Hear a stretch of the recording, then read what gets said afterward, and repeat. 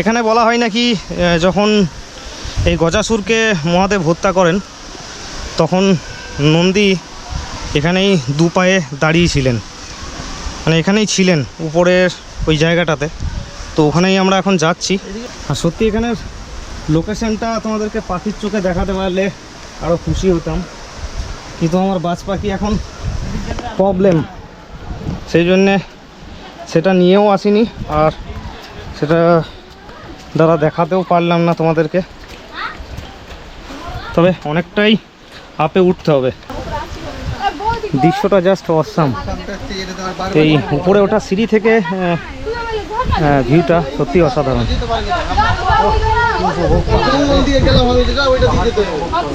তবে ওঠাটা একটু চাপের।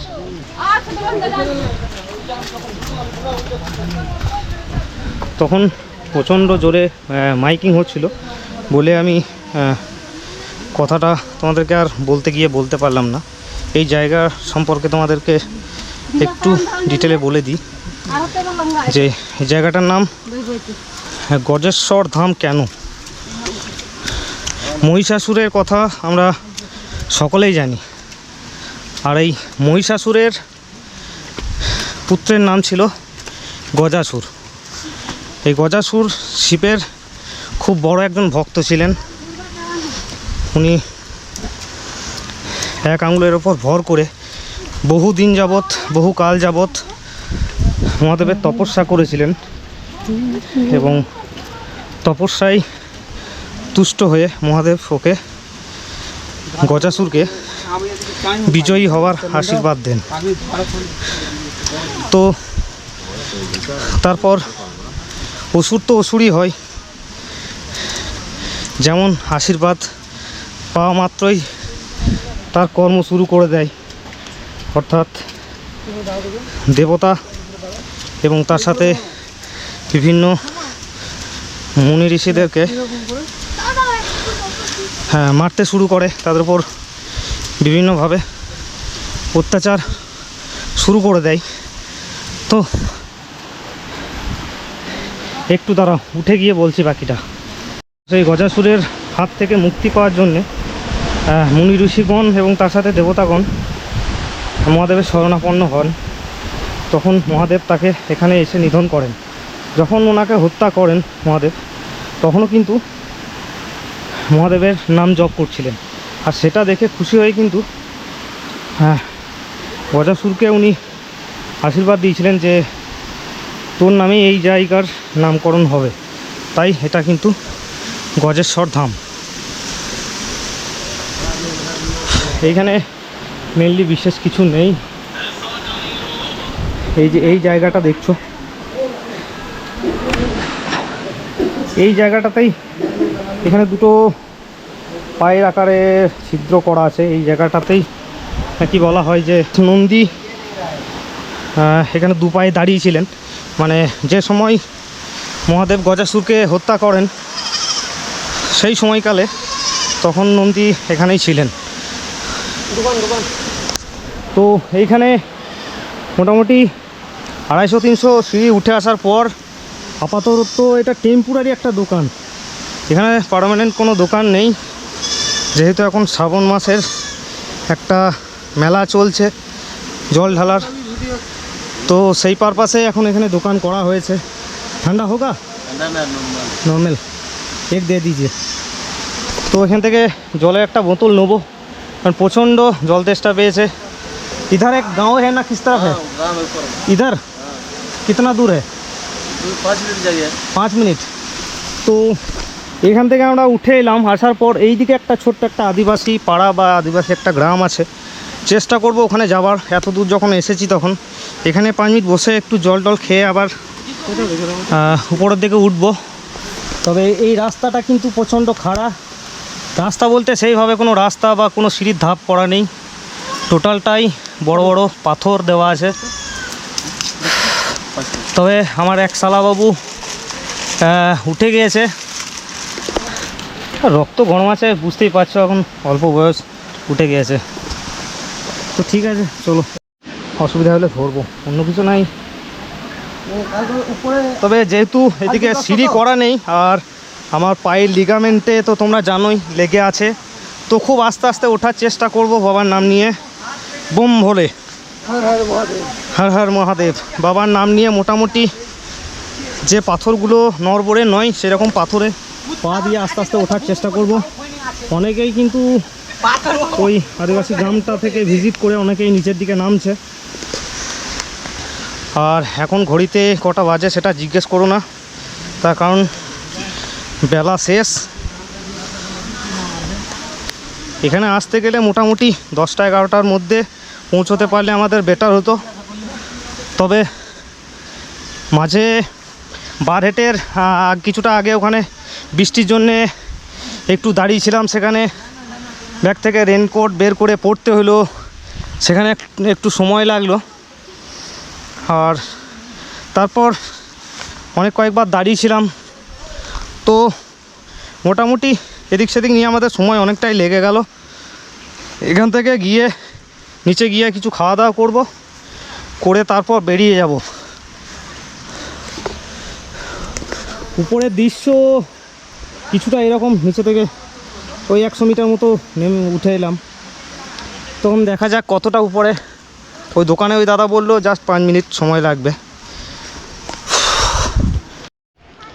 তো অবশেষে অনেকটা চড়াই করার পর আমরা এই দেবানা গ্রামটাতে এসে পৌঁছালাম। ছোট্ট একটা গ্রাম, মানে গুটি কতেক বাড়ি আছে, বেশ কিছু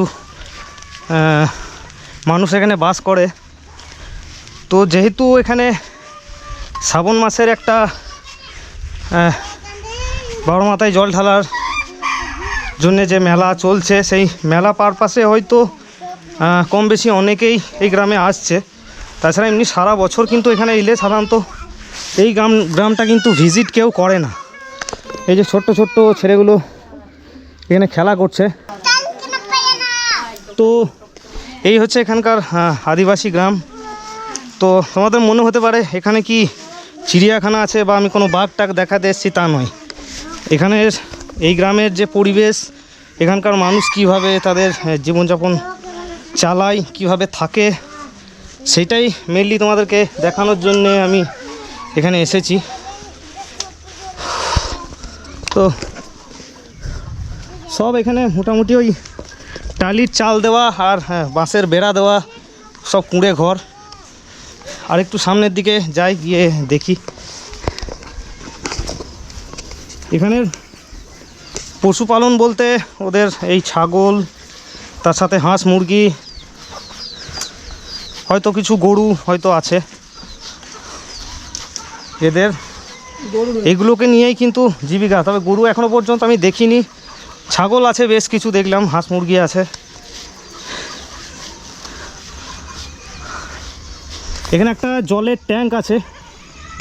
এদের গ্রামের যারা মানুষজন আছে তাদের খাদ্যের জল সরবরাহের জন্য এই ট্যাঙ্কটা করা হয়েছে। এখানে কিন্তু এটা টোটালটা কিন্তু সোলার প্যানেলের মাধ্যমে, এখানে ইলেকট্রিসিটির কোনো ব্যবস্থা নেই। এখানে যে ট্যাঙ্কটা করা হয়েছে, হ্যাঁ, বেসিক্যালি এটা এমন একটা জায়গাতে অবস্থিত যেখানে লাইনের কোনো ব্যবস্থা নেই।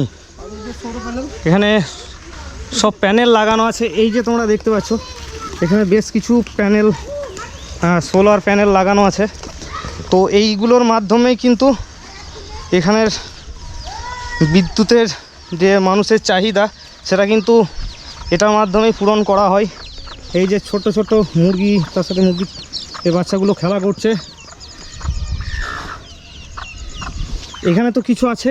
আর ওই যে ওখানে যে জলের ট্যাঙ্কটা লাগানো আছে, ওখানেও একটা টিনের চাল করা আছে। ওখানে কি আছে না, ওখানে নেই বোধহয়। না, ওখানে ছাউনি করা আছে কি না, ওটা প্যানেল। হ্যাঁ, ওটা প্যানেল লাগানো আছে, ওখানে সোলার প্যানেল লাগানো আছে। তবে হ্যাঁ, গরু নাই বলছিলাম, গরু আছে এখানে, বেশ কিছু গরু আছে এখানে। এই জায়গাটা খুবই ঠান্ডা একটা জায়গা। यहाँ पर कोई दुकान वगैरह है? एक दुकान इधर है और कई है। खाने के लिए कुछ यहीं पर मिलता है।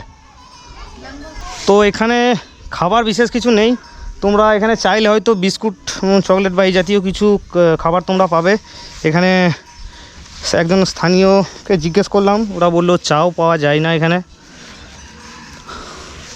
बस मोटामुटी এইটুকুই তোমাদেরকে দেখানো ছিল। इस तरफ कोई गांव है? इस तरफ कोई गांव है? कितना दूर है? ऊपर। তো এই যে জল ট্যাঙ্কটা দেখছো, এই জল ট্যাঙ্কের পাশ দিয়ে এই যে একটা রাস্তা চলে গেছে দেখছো, যদিও এই দিক দিয়ে আর যাবো না, কারণ আর শরীরের সাঁই দিচ্ছে না, অনেকটা চড়াই করে এলাম।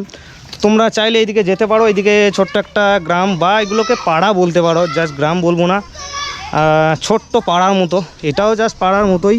এখানে বেশ কিছু ওই 20 থেকে 25টা বাড়ি আছে। ওখানে একজন স্থানীয় আছে, আমি ওনাকে একটু জিজ্ঞেস করে নিই। अच्छा लोग पढ़ता नहीं है?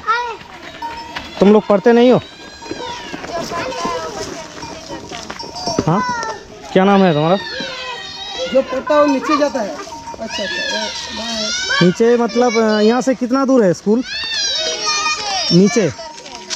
तुम पढ़ते हो स्कूल में? अरे कुछ तो बोलो।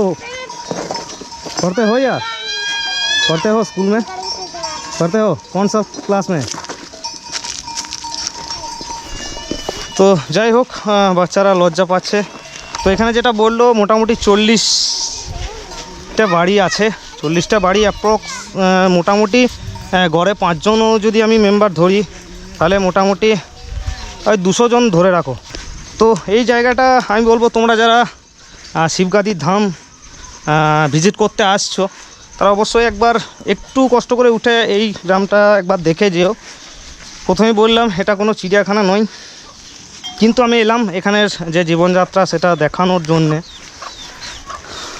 আর আমি অবশ্যই এখানে ঝাড়খণ্ড সরকারকে বলবো যে এই জায়গাটা, এই গ্রামটার অবশ্যই তাদের দেখা উচিত। এই গ্রামের মানুষদের এই যে বাড়িঘরের যা অবস্থা, জলের ট্যাঙ্ক হয়তো আছে ঠিকই, কিন্তু এই বাড়ি থেকে জল কিন্তু অনেকটা হেঁটে গিয়ে কিন্তু ওখান থেকে নিয়ে আসতে হয়। তো এই গ্রামটার উন্নতি সেইভাবে কিছু নেই। এখানে লাইনের যে তারগুলো দেখছো এগুলো কিন্তু ওই সোলার প্যানেল থেকেই এখানে ডিস্ট্রিবিউট করা হয়েছে, প্রত্যেকটার বাড়িতেই দেওয়া হয়েছে। বাকি জলের ব্যবস্থা আছে, ওখানে ট্যাপ কল লাগানো আছে।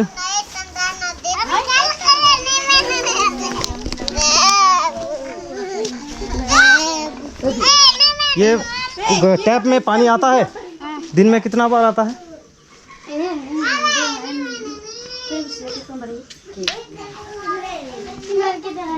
ये पूरे दिन में कितना बार पानी आता है? एक बार आता है। सुबह या शाम को? सुबह भी शाम को भी। तो एक बार क्यों बोला? তো এখানে ট্যাপ লাগানো আছে, এখানে সারাদিনে 2 বার জল আসে। আমাদের পঞ্চায়েত যে এলাকাগুলো আছে সেগুলোতে সাধারণত পৌরসভা এলাকায় যে ব্যাপারটা থাকে এখানেও সেম জিনিস, সারাদিনে 2 বার করে এখানে জল দেওয়া হয়। ট্যাপ কল আছে দেখলাম। তবু এই ঘরবাড়ির যা অবস্থা আর এই মেইনলি এই রাস্তাটার যা অবস্থা, তাতে আমি বলবো সরকারের এইটা একটু নজর দেওয়া উচিত। ওরাও তো মানুষ, অনেক কষ্ট করে ওদেরকে এদিকে যাতায়াত করতে হয়। আমি অবশ্যই আমার চ্যানেলের মাধ্যমে এখানের গভর্নমেন্টকে রিকোয়েস্ট করব অবশ্যই যেন এই মানুষের কথা চিন্তা করে এই ব্যাপারগুলো একটু যেন দেখে, তাহলে এখানকার যে সাধারণ মানুষ এই গ্রামে যারা বাস করে তাদের অনেকটাই উপকার হবে। তো চলো আপাতত নিচে নামার পালা। তবে নিচে নামাটা একটু রিস্ক, প্রথমেই বললাম। বাইক হোক বা পায়ে হেঁটে হোক, দেখো সাবধান, উপরে ওঠার থেকে নিচে নামাটা একটু বেশি চাপের। তো ঠিক আছে চলো একটু সাবধানে নামবো। অনেকেই মন্দির দর্শন করে চলে যায়, তো আমি বলবো অবশ্যই একবার এই জায়গাটা ভিজিট করে যেও, ভালো লাগবে। আমাদের যেহেতু অনেকটাই দেরি করে আমরা এসেছি, যদি আমরা মোটামুটি সময় মতো আসতে পারতাম তাহলে হয়তো এখানে কিছুক্ষণ বসে সময় কাটাতাম। তো আমাদের হাতে সময় খুবই কম। নিচে গিয়ে একটুখানি খাওয়া দাওয়া করবো, করে বেরিয়ে যাব। ঠিক আছে চলো নিচে গিয়ে একদম কথা হচ্ছে।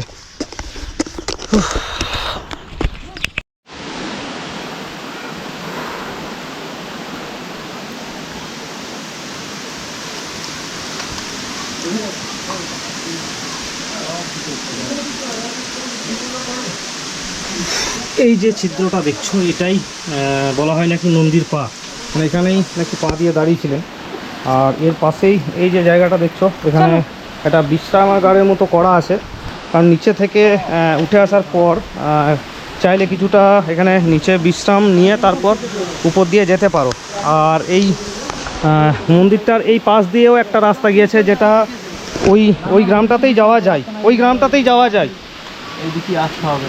না ওই একই ওই গ্রামটাতেই যাওয়া যায়। এইদিকে পাশের যে রাস্তাটা ছিল ওইটা এদিক দিয়েই উঠবে। হ্যাঁ, ওই জল ট্যাঙ্কের পাশ দিয়ে যে রাস্তাটা একটা আছে, এ পাশে যে রাস্তাটা, ওটা এদিক দিয়েই ওঠা যায়। তো আমরা এখন ফের সিঁড়ি দিয়ে নিচে নামছি, অনেকটাই উতরাই। সিঁড়ির ধাপগুলো ভাই কাউন্ট করছে, তোমাদেরকে অ্যাকচুয়াল কত সিঁড়ি আছে সেটা হয়তো নিচে গিয়ে তোমাদেরকে বলে দিতে পারবো। ও কাউন্ট করছে পিছনে, 100 পেরিয়ে গেছে আপাতত, প্রায় অর্ধেক চলে এসেছি। হ্যাঁ, প্রায় অর্ধেক চলে এসেছি। এখন দেখা যাক নিচে গিয়ে তোমাদেরকে জানাবো যে অ্যাকচুয়াল কত সিঁড়ি আছে ওই বাবার মন্দির থেকে এই উপরে যে মন্দিরটা আছে সেখান পর্যন্ত। প্রায় এখান থেকে 200 সিঁড়ি নেমে এলাম।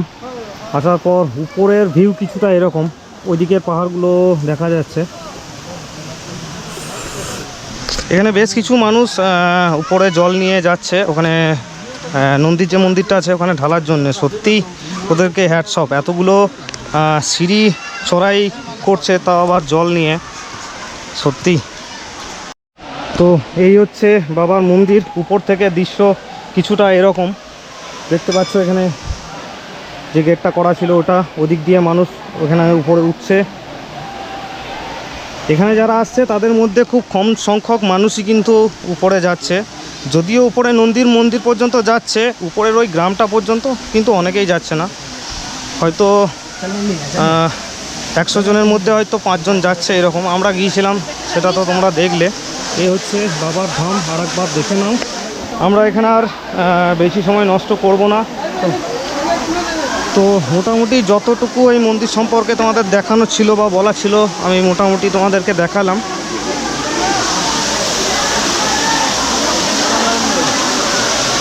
এখানে একটা ক্যামেরা লাগানো আছে সিসিটিভি, যেটা অটোমেটিক রোটেট হচ্ছে।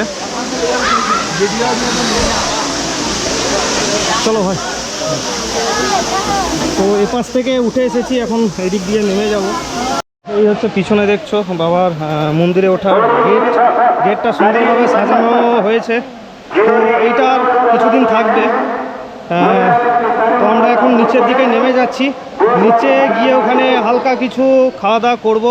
খাওয়া দাওয়া করে নিয়ে আমরা এবার বেরিয়ে যাব। এখান থেকে যদি আমাদের সম্ভব হয়, যদি হাতে সময় থাকে, তাহলে এখান থেকে যাব বিন্দুবাসিনী যে মন্দিরটা আছে। আধ ঘন্টা মতো সময় লাগবে এখান থেকে। মোটামুটি 26 কিলোমিটারের রাস্তা। দেখা যাক খাওয়া দাওয়া করার পর হাতে সময় কতখানি পাই, তারপর বাকিটা ওখানেই দেখাবো তোমাদেরকে। শিবগাদি বাবার যে মন্দিরটা আছে ওখান থেকে উপরে মন্দির পর্যন্ত 366টি সিঁড়ি আছে। একদম পুরো ভাই কাউন্ট করলো, তোমরা চাইলে কাউন্ট করে দেখে নিতে পারো। এই গেটের সামনে একটা সিঁড়িতে বসে আছি, আর এই গেটের পাশে এই যে জায়গাগুলো দেখছো এগুলো কিন্তু রেস্ট করার জায়গা। এটা আছে মহিলাদের, এটা আছে পুরুষদের। এরকম আলাদা আলাদা কিছু জায়গা করা আছে যেখানে এসে তোমরা রেস্ট করতে পারো। আর এই যে জায়গাটা দেখছো এটা ওদের মন্দির কর্তৃপক্ষের অফিস ঘর, ধর্মশালা। এখানে কিন্তু থাকার ব্যবস্থাও আছে, এখানে ধর্মশালা আছে। তোমরা এসে যদি থাকতে চাও ওদের অফিসে, মন্দির কর্তৃপক্ষের যে অফিস, সেই অফিসে এসে তোমরা যোগাযোগ করতে পারো। বিশেষ করে যারা খুব বাইরে থেকে আসবে, যারা একদিনে এসে যারা ফিরতে পারবে না, তারা এখানে থাকতে পারো। এখানে হোটেল সম্ভবত আশেপাশে এখানে কোনো হোটেল নেই। এখানে মন্দির চত্বরের মধ্যে থাকতে চাইলে তোমাদেরকে এখানেই থাকতে হবে। আর এখানে মন্দিরের আগে এখানে বাইরে বেশ কিছু দোকান পেয়ে যাবে। এখানে যেমন চুড়ির দোকান, ওখানে আছে পুজোর সামগ্রীর দোকান, ওখানে বেশ কিছু ফুলের দোকান আছে মনে হচ্ছে।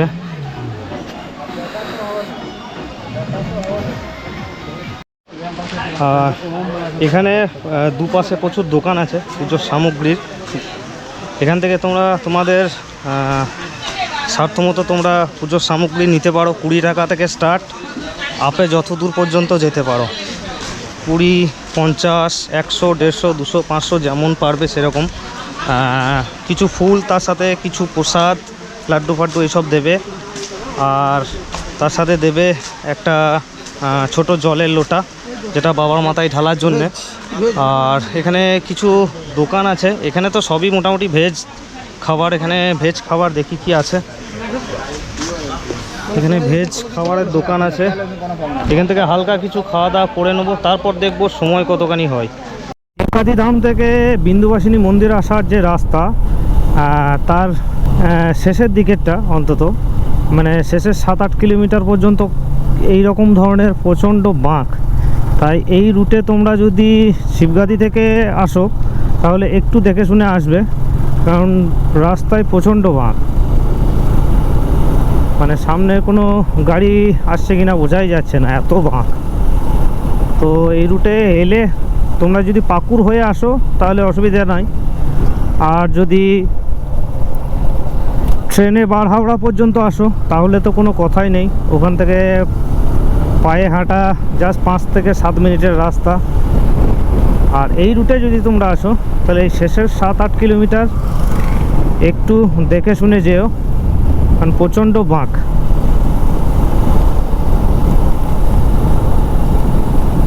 আর রাতের দিকে আসাটা একটু চাপের, চারিদিকে বুঝতেই পারছো জঙ্গলের মতো হয়ে আছে। ঠিক আছে, চলো একদম মন্দিরে গিয়ে দেখা হচ্ছে। তো আমি এখন এসে পৌঁছে গেছি বিন্দুবাসিনী মন্দিরে। আর মন্দিরে প্রবেশের এন্ট্রান্সটা হচ্ছে এরকম। এখানেও কিন্তু অনেকগুলো সিঁড়ি আছে, এই সিঁড়ি বেয়েই কিন্তু উঠতে হবে। জুতো পরে আছি, জুতো খোলার উপরে জায়গা আছে, এখানে সেট করা আছে। এখানে বৃষ্টি হলে কোনো সমস্যা হবে না, যারা ভক্তরা আসে তাদের জন্য এখানে খুব ভালো একটা ব্যবস্থা করা হয়েছে। শিবগাদি ধাম থেকে মোটামুটি 26-27 কিলোমিটার, সময় লাগলো আমাদের 40 মিনিট। বারহেড যে জায়গাটা আছে মার্কেটটা, সেখান থেকে আমরা বাঁ দিকে ঘুরে গেলাম। আসার পথে বারহেড বাজার হয়ে তারপর যে গুমানি ড্যাম, সেই ড্যাম হয়েই কিন্তু বাবার ধামে গিয়েছিলাম। সেই ভিডিও তোমরা আগের এপিসোডে দেখে থাকবে। তো ওখান থেকে খাওয়া দাওয়া করে তারপর আমরা বেরিয়ে আসি। বেরিয়ে এসে তারপর বারহেড থেকে আমরা কিন্তু বাঁ দিকে ঘুরে যাই। ঘড়িতে সময় এখন 4:30। 4:30টার সময় আমরা এসে পৌঁছালাম।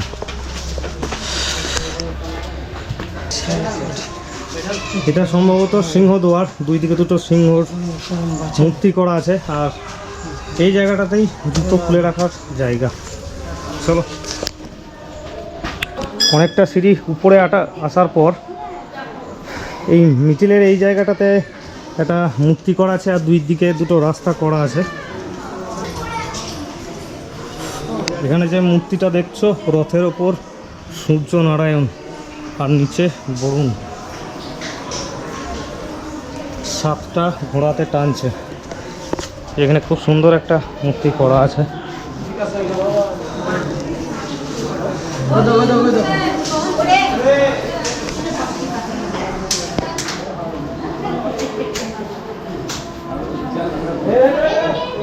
এখানে নিচে বেশ কিছু গাছপালাও করা আছে। আর ঠিক এর উপরে অপোজিটে এইটাই আছে মায়ের মেন মন্দির।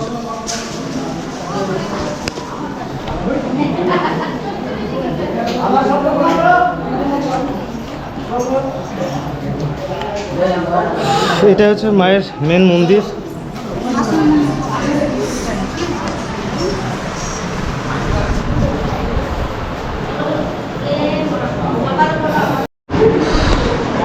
মূর্তি বলতে এখানে সেরকম কোনো মূর্তি নেই, এখানে শিলা মূর্তি। ভিতরে যে শিলাটা আছে সেটাই বিন্দুবাসিনী মা রূপে পুজো করা হয়।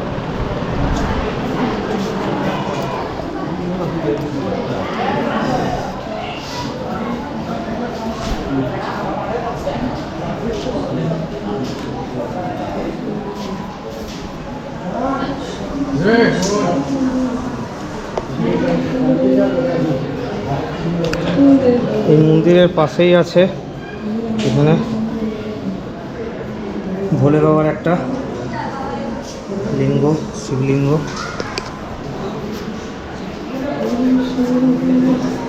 বাসুদেব, এখানে একটা রাধা কৃষ্ণের মূর্তি আছে। আর এই মায়ের যে মেন গর্ভগৃহ যে মন্দির, তার ঠিক পিছনেই আছে এখানে পাহাড়ি বাবার একটা মূর্তি। এটা কাঁচের মধ্যে মূর্তিটা করা আছে।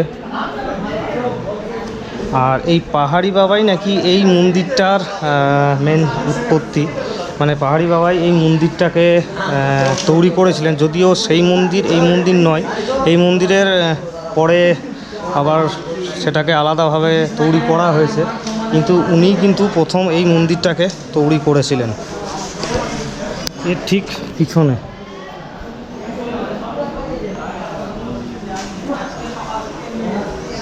ওইটা ওই সাইড দিয়ে যেতে হবে, ওই সাইডে।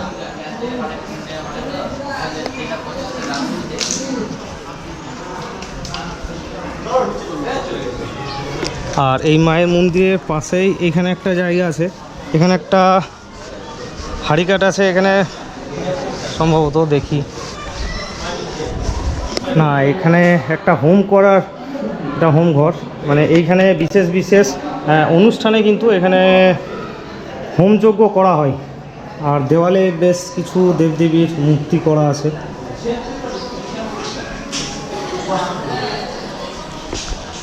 এই মন্দিরের ঘটনাটা হচ্ছে মহাদেবের প্রথম স্ত্রী সতীর কথা আমরা সবাই জানি। সেই সতীকে কাঁধে করে যখন মহাদেব তাণ্ডব করছিলেন, তো সেই সময় যখন আমাদের প্রভু বিষ্ণু তার সুদর্শন চক্র দিয়ে যখন মাতা সতীর দেহগুলিকে ছিন্ন বিচ্ছিন্ন করেন, তার দেহের অঙ্গগুলো কিন্তু বিভিন্ন জায়গায় পতিত হয়ে এক একটা সতী পীঠে রূপান্তর হয়, সে কথা আমরা প্রত্যেকেই জানি। কিন্তু এখানে সেই সতী মায়ের কয়েক বিন্দু রক্ত এখানে পড়েছিল, তো সেই জন্যেই এই মাকে বিন্দুবাসিনী মা বলা হয়। আর এই মন্দিরের পাশে যে এই পাহাড়ি বাবার যে মূর্তিটা আছে, তার পাশেই এখানে একটা খুব সুন্দর একটা গেট করা আছে গোল। এই গেটের বাইরে এখানে বেরিয়েই এখানে মহাদেবের এবং মাতা সতীর একটা মূর্তি করা আছে। এখানে মহাদেব মাতা সতীকে কাঁধে করে নিয়ে আছেন।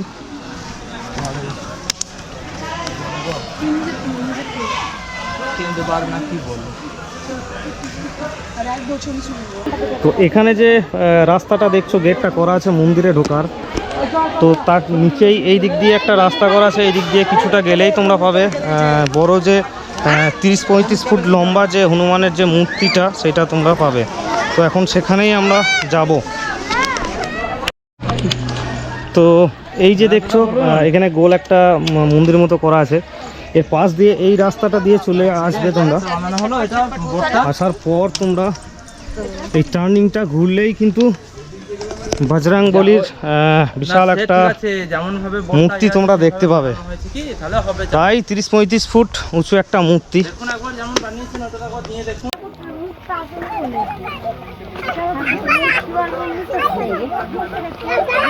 এই যে মূর্তিটা দেখছো তোমরা, এটাই হনুমানের মূর্তি। প্রায় 30-32 ফুট হাইট হবে।